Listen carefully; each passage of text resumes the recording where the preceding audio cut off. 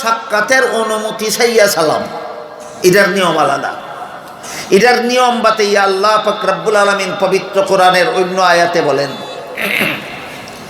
ইয়া আইয়ুহাল্লাযীনা আমানু লা তাদখুলু বুয়ুতান গায়রা বুয়ুতিকুম হাত্তা তাস্তানিসু ওয়া তুসাল্লিমু আলা আহলিহা। এর মর্মার্থ হইল, হে ঈমানদারগণ, তোমরা যদি কারো বাড়িতে কারো সাথে সাক্ষাৎ করতে যাও, একজন মুসলমান আর একজন মুসলমানের বাড়িতে গেল তার সাথে সাক্ষাৎ করার জন্য, তাহলে তুমি সাক্ষাতের নিয়ম হইল তুমি বাড়ির বাইরে দাঁড়াইয়া আগে তার সাথে কথা বলো। বাড়ির বাইরে দাঁড়াইয়া আগে কথা বলো। কথা না কইয়া, কোনো বাড়িওয়ালার সাথে কথা না কইয়া, সালাম কালাম না কইরা চুপচাপ নিরিবিলি একজন মুসলমান অন্য কারো বাড়ির ভিতরে ঢুকতে পারে না, নিষেধ। এটাও আমরা শিখা দরকার, জানা দরকার, বোঝা দরকার, আমরা জীবনে ফিট করা দরকার। তফসির শুনলাম, যদি বাড়ির গিয়ে ফিট না করি, তফসির যদি মাঠের তফসির যদি মাঠ হই থাকে, সাত হইয়া যদি বাড়িতে না যায়, তো এই তফসির শোনা আর কচু ভাতা ফানি ডালা তো এক কত হই। তফসির মাঠত লইয়া যাইতাম না বাড়িতে লইয়া যাইতাম? তো তফসির বাড়িতে লইয়া যাইতে হইলে আজকে একটা তফসির আপনারাও নাই। কারো বাড়িতে গিয়া তার সাক্ষাতের অনুমতি চাইয়া সালাম দেওয়ানের নিয়ম হইল, আল্লাহ পাক রব্বুল আলামিন বলেন, একজন মুসলমান আর একজনের বাড়ির ভিতরে গিয়া তার অনুমতি ছাড়া ঢোকা নিষেধ। এক নম্বর কথা, বাড়ির ভিতরে অনুমতি ছাড়া ঢোকা নিষেধ। কেন? যদি কোনো মুসলমানের বাড়িতে ভিন্ন কোনো পুরুষ অনুমতি ছাড়া নিষেধ না হয়, তাহলে এই বাড়ির বেচান যার যার বাড়ির ভিতরে বেহরদা। এই বাড়ির বেচান যার যার বাড়ির ভিতরে বেহরদা। কথাটা যদি কেউ বুঝছে না, তখন আমি আর একটু কুল্লা কই। আমার ঘরের ভিতরে আমার বিবি থাকার সম্ভাবনা নাই না? ৯৯% সম্ভাবনা আছে। ৯৯% কইলাম কেন লাগি? কোনোদিন তো বছর নাইও যাইতে পারে, এই দিন হয়তো নাও থাকতে পারে। আর না হইলে তো 12 মাস হয়ে আমার বিবি আমার ঘরেই থাকবে। তা আমার বিবি আমার ঘরও আছে। মেয়ে যদি থাকে, বয়স্ক তো মেয়েও আছে। ছেলের বউ যদি থাকে, তাও সেও আছে।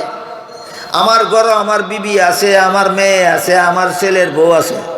আপনি যদি আমার ঘরও ঢুকতে অনুমতি না লাগে, আপনি যদি নিরিবিলি গিয়ে আমার ঘরও ঢুকতে যান গিয়া, তো আপনার কাছে আমার বিবি পর্দা রক্ষা করতে পারলো না বেপর্দা হইল? আপনার কাছে আমার মেয়ে পর্দা রক্ষা করতে পারলো না বেপর্দা হইল? আপনার কাছে আমার ছেলের বউ পর্দা রক্ষা করতে পারলো না বেপর্দা হইল? এই কারণে তাফসীরের কিতাবে পরিষ্কার ভাষায় লিখছেন যে মুসলমানের ঘরও ভিন্ন কোনো পুরুষ অনুমতি ছাড়া ঢুকার ব্যবস্থা আছে, এই মুসলমানের মা বোন ঘরের ভিতরে বেপর্দা। এই মুসলমানের মা বোন যার যার ঘরের ভিতরে বেপর্দা। এই বেপর্দা পদ্ধতিটাই হারাম। এই বেপর্দা পদ্ধতিটাই হারাম। যে বাবির ঘরে দেবর ঢুকতে অনুমতি লাগে না, এই বাবি তার ঘরের ভিতরে বেপর্দা। যে শালির ঘরত দুলাবাই ঢুকতে অনুমতি লাগে না, এই শালি তার নিজের ঘরের ভিতরে বেপর্দা। যে চাচাতো বোনের কামরাত ঢুকতে চাচাতো ভাইয়ের পারমিশন লাগে না, যে খালাতো বোনের রুমের ভিতরে ঢুকতে খালাতো ভাইয়ের পারমিশন লাগে না, যে মামাতো বোনের কামরাত ঢুকতে ফুফাতো ভাইয়ের পারমিশন লাগে না, যে ফুফাতো বোনের কামরার ভিতরে ঢুকতে মামাতো ভাইয়ের পারমিশন লাগে না, এই সমস্ত ভাবি, এই সমস্ত শালি, এই সমস্ত খালাতো ভাই, এই সমস্ত চাচাতো ভাই, এই সমস্ত মামাতো ভাই, এই সমস্ত ফুফাতো ভাই যার যার ঘরের ভিতরে বেপর্দা। এই জন্য মুফাসসিরিনে কেরাম তাফসীরের কিতাবে লিখেছেন, প্রত্যেকটা পরিবারের কর্তার জন্য ওয়াজিব তোমার ঘরে যে সমস্ত মেয়ে লোক আছে, প্রত্যেকটা মেয়ে লোকের জন্য এমন আলাদা একটা কামরা নির্মাণ করে দেওয়া, যে কামরার ভিতরে তার অনুমতি ছাড়া কেউ ঢুকতে পারে না। তাহলে তোমার ঘরের, তোমার বাড়ির মা বোন পর্দাত আছে। তাহলে তোমার ঘরে, তোমার বাড়ির, তোমার মা বোন পর্দাত আছে। আর যার বাড়ির ভিতরে অনুমতি ছাড়া খালাতো ভাই ঢুকতে পারে, মামাতো ভাই ঢুকতে পারে, ফুফাইতো ভাই ঢুকতে পারে, যার বাড়ির ভিতরে অনুমতি ছাড়া দুলাভাই ঢুকতে পারে, যার বাড়ির ভিতরে অনুমতি ছাড়া দেবর ঢুকতে পারে, এরার বাড়ির ভিতরে বেটেন সকলটি যার যার ঘরের ভিতরে বেহরদা। এই জন্য আল্লাহ পাক রব্বুল আলামিন বলেন, ইয়া আইয়ুহাল্লাযীনা আমানু লা তাদখুলু বুয়ুতান গায়রা বুয়ুতিকুম। হে মুমিন মুসলমানেরা, তোমরা একে অপরের বাড়ির ভিতরে ঘরের ভিতরে অনুমতি ছাড়া ঢুকতে পারো না। আল্লাহর নিষেধ, অনুমতি ছাড়া ঢুকা আল্লাহর নিষেধ। বুঝে থাকলে বলেন, আমি যদি আপনার অনুমতি ছাড়া আপনার বাড়ির ভিতরে ঢুকে পড়ি, আমি যদি আপনার অনুমতি ছাড়া আপনার ঘরের ভিতরে ঢুকে পড়ি, কার নিষেধ লঙ্ঘন করলাম? আল্লাহর নিষেধ লঙ্ঘন করলাম। আমরা সমাজ এইভাবে আল্লাহর নিষেধ, নীরবে আল্লাহর নিষেধ লঙ্ঘনকারী মুসলমান তুকাইলে মিলবনি না? তুকানি লাগতো না? আনা তুকাইনিওই মিলব নাকি? দেখো, তুকাইয়া মিলব না, আনা তুকাইয়াই মিলব। তাহলে ই বেড়াইতে তফসির উইনা বাড়িত নেয় না, মাঠও তৈয়া যায়। তা তুমি তফসির, তোমার তফসিরও না আর কচুয়াতা ফানি ডালা তো এক কত হই, তোমার তফসিরও নাই আর কচুয়াতা ফানি ডালা তো এক কত হই। আল্লাহ কইতেছেন, একজনে যদি আরেকজনের বাড়ির ভিতরে অনুমতি ছাড়া ঢুকে, তাহলে এ আল্লাহর হুকুম লঙ্ঘন করলো। কার হুকুম লঙ্ঘন করলো? আল্লাহর হুকুম লঙ্ঘন করলো। তা আল্লাহর হুকুম যদি লঙ্ঘন করলাম বাড়ির গেতে, মাঠও আইয়া আল্লাহর কালামের ব্যাখ্যা শূন্য লাভ কি? তারপরে বলে,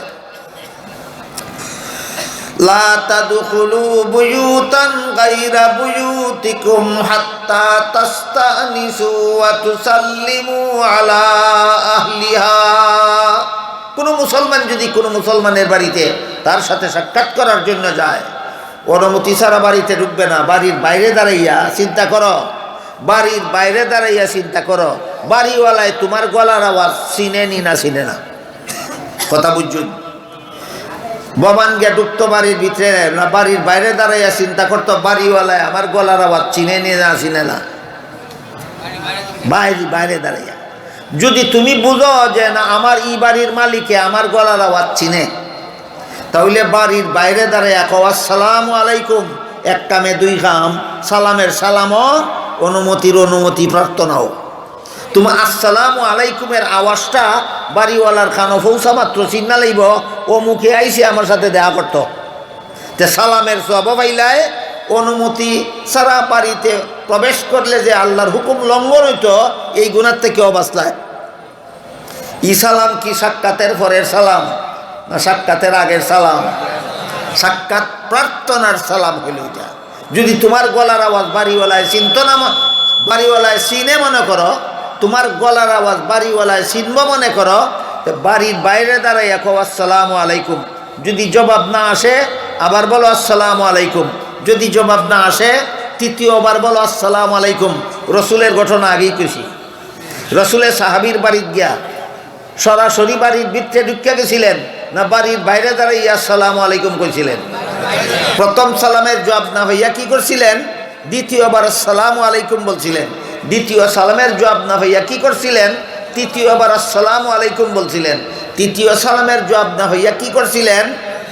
নবাবের ঘরের নবাব অত্যান্দিরা ডাকতাছি, মাতলেও না খবরও দিলে না, যাইস বাজারও ভাইয়া লই না, খুশি মনে ফিরত গেছিলেন। আল্লাহ পাক রব্বুল আলামিন কোরআনে এইটাই বলছেন, তোমার বাড়িতে তুমি একজনের বাড়িতে গিয়া যদি 3 বার সালাম দেওয়ার যদি জবাব না দেয়, তার উপরে বিরক্ত হইলে তোমার অন্যায় হইব। তার উপরে যদি বেজার হও তে অপরাধ তোমার। সে কেন জবাব দিল না, এটার কারণ থাকতে পারে। এটার কি থাকতে পারে? কারণ থাকতে পারে। কেমনে বুঝাই আপনারা রে কারণ? যদি আপনারা যদি কথা যদি সুন্দর না হয়তে মাফ করে দিবা, আগেই মাফ লইয়া লইতে বুঝাইব। কথা যদি সুন্দর না হয়তে মাফ করে দিবা, তো মাফ করে দিবা। রাত 9টার সময় গেলেন আপনি এক বেটার বাড়ির দেখা করবেন, সম্ভব আসেনি হয়তো বেটার বিবির সাথে আমোদ প্রমোদ করতেছে। আপনি গিয়া কইলেন আসসালামু আলাইকুম, বেটা গীতা কইতো ওয়ালাইকুম সালাম, আয়ুক আমরা দাঁড়ই না গীতা। তো আসসালামু আলাইকুম কইয়া জবাব পাইলা না, বেটা সেব আসিল না বেসেব? আবার কইলে আসসালামু আলাইকুম, বেটার বেসেবা গেছি না বেসেবা রইছে এখনো? আবার কইলে আসসালামু আলাইকুম, বেটার আরো সে বুঝছে না বেসেবা আরো বাড়ছে? আল্লাহ এখন তুমি বুঝালো বেটা কোনো না কোনো অসুবিধা আছে, আর আরেকদিন আইও, আরেকদিন দেখা করো, এখন বেটারে আর জ্বালা যন্ত্রণা করো না। এখন যদি তারে আরও সালাম দেও, আরও যদি ডাকাডাকি করো, আরও যদি বিরক্ত করো, অপরাধ তোমার হবে। সে কেন 3 ডাকেও বাইরে আইলো না বাড়ির থেকে, তার বিন্দু মাত্র দোষ নাই, তার কোনো না কোনো অসুবিধা থাকতে পারে। তুমি কেন ফিরাফিরি করে তারা বিরক্ত করছো? দোষী তুমি। এইসব নিয়ম কিন্তু আমরা দেশে চলে না। আমরা দেশের নিয়ম চলে উল্টাটা। কোরআনের নিয়ম চলে আমরা সমাজ, না উল্টাটা চলে। 3 ডাক দিয়া যদি জবাব না ভাই, উপায় নাই। কেমন কেভে বাড়িওয়ালার উপরে কয় রাগ তোরে বাজারও দীক্ষাল ফাইয়া লই মজাটা ইকবে। আচ্ছা, আমি না হয় শরমের কথাটা বাদ হয়ে দিলাম।